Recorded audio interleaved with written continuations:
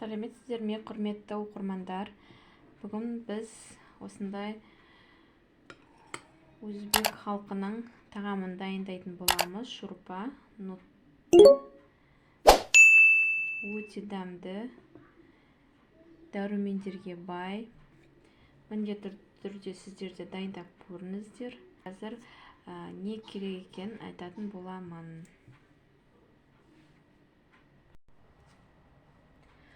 Сұрпамызға қажетті заттар: ет, дәмдегіштер, картоп, сәбіз, қызанақ, болгар перці, және де укроп пен петрушка, кинза, және де ноқат. Ноқатты біз түнде суға езіп қойдық, себебі ноқат өте көп қайнайды, сондықтан міне түнде суға салып қоямыз.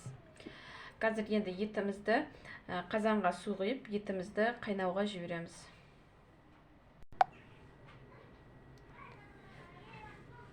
Қазанымызға су құйдық, астын қостық. Енді осыған етімізді саламыз. Етіміз жуып алдық алдын ала. Қазір бисмилля.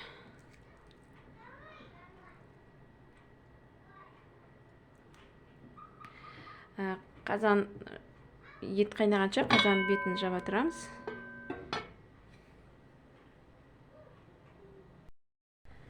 Біз қазанымыз қайнағанша картопымызды, сәбімізді, болгар перцті бәрін тазалап аламыз.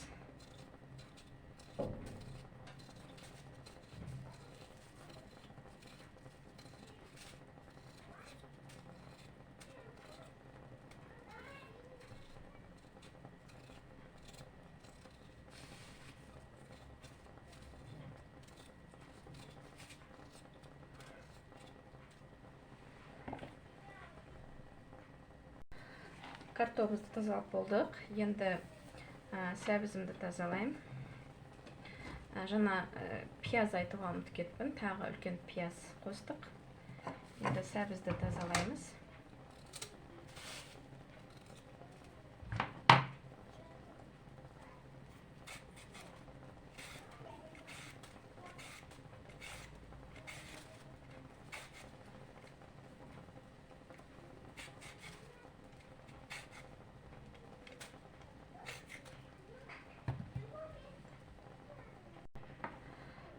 Сәбізімізді тазалап алдық. Енді пиязымызды тазалап аламыз.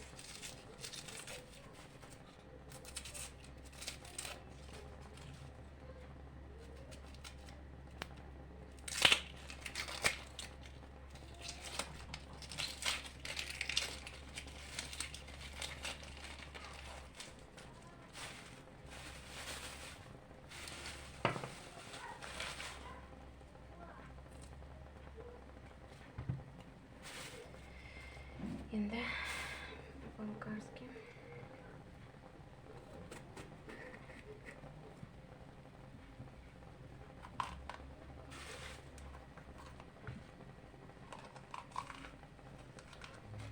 Екі түрлі қылып алдым. Болгарский перцті әдемі болу үшін бір қызыл, бір сарысын алдым.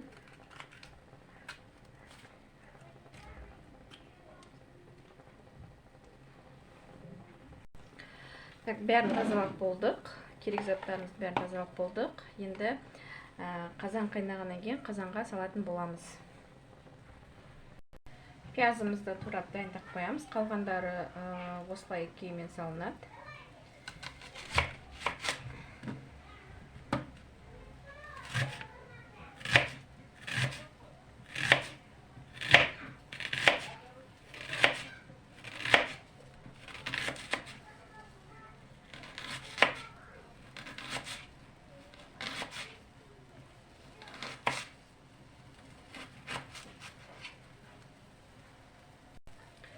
Пиязымыз дайын, суымыз да қайнады. Енді суымызға заттарды саламыз.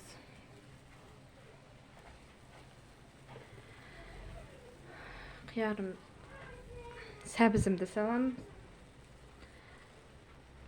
Болгар перцін саламыз.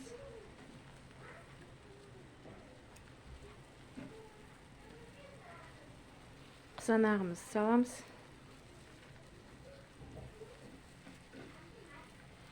Және де пиязымызды саламыз үстінен.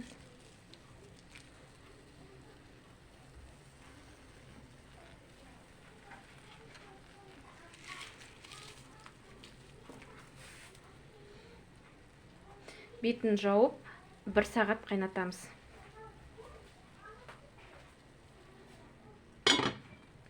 Баяу отта 1 сағат қайнатамыз. 1 сағат өтті. Енді үстіне ноқатымыз саламыз.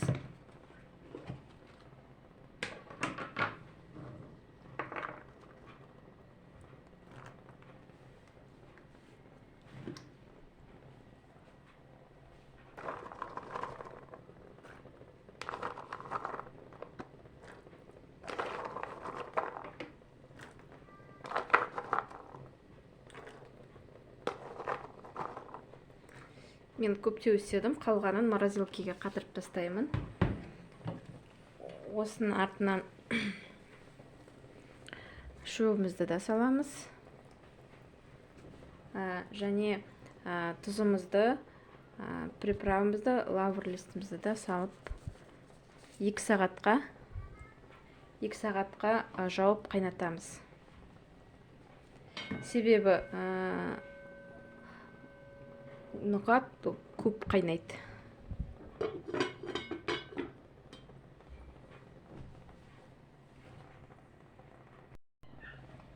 2 сағат өтті.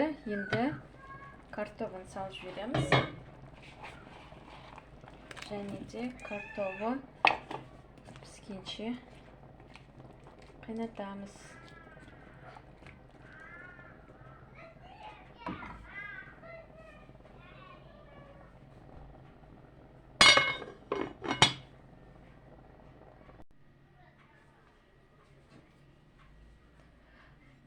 Шорпамыз дайын болды. Қараңыз.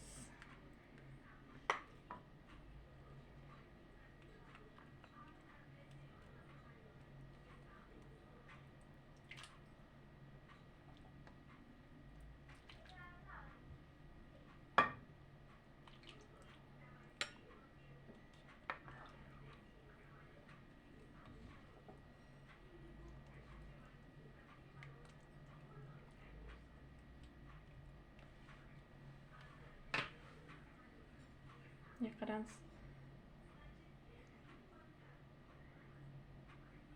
Өте керемет. Дәруменге бай. Міндетті түрде дайындап көріңіз.